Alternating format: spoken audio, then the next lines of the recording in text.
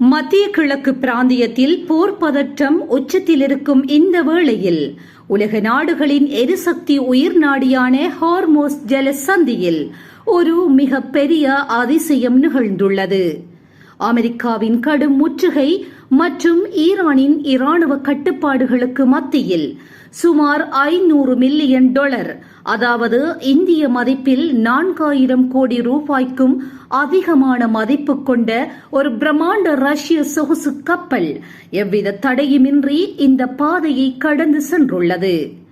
Note என பெயரிடப்பட்டுள்ள இந்த 465 அடி நீளமுள்ள பிரம்மாண்ட கப்பல் துபாய் துறைமுகத்திலிருந்து புறப்பட்டு ஹார்மோஸ் ஜலசந்தி வழியாக ஓமான் நாட்டின் தலைநகரான மஸ்கட்டை சென்றடைந்துள்ளது.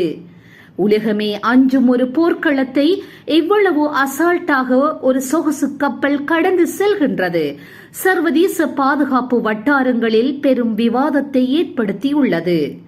இந்த கப்பல் சாதாரணமானது அல்ல.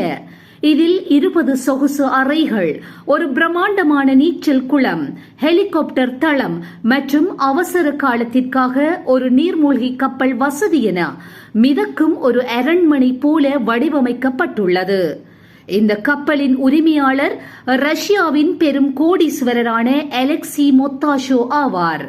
இவர் ரஷ்ய அதிபர் விளாடிமிர் புதினுக்கு மிகவும் நெருக்கமானவர்.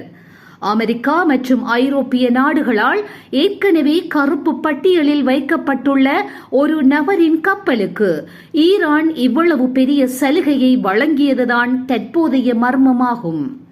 ஈரான் மற்றும் ரஷ்யா இடையேயான நீண்டகால நட்புறவும் சமீபத்தில் அவர்கள் மேற்கொண்ட பாதுகாப்பு ஒப்பந்தங்களுமே இதற்கு காரணம் என அரசியல் வல்லுநர்கள் கருதுகின்றனர். ஈரான் போர் தொடங்குவதற்கு முன்பு ஹார்மோஸ் ஜலசந்தி வழியாக நாளொன்றுக்கு சராசரியாக 140 கப்பல்கள் சென்று வந்தன.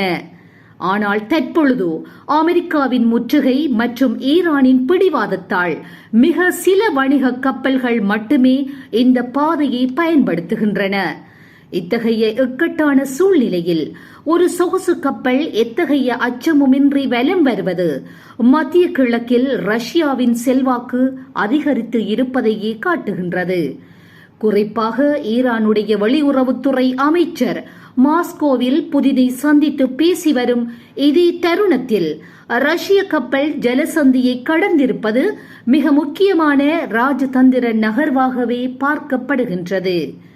அமெரிக்காவின் எச்சரிக்கைகளை மீறி ரஷ்யா மற்றும் ஈரான் தங்களுக்குள் ஒரு ரகசிய பாதையை உருவாக்குமா என்பது எதிர்வரும் நாட்களில் தெரியவரும். இதுபோன்ற செய்திகளை உடனுக்குடன் துல்லியமாக நீங்கள் அறிந்து கொள்ள கல்ஃப் நியூஸின் தமிழினை சப்ஸ்கிரைப் செய்வதனூடாக அறிந்து கொள்ள முடியும்.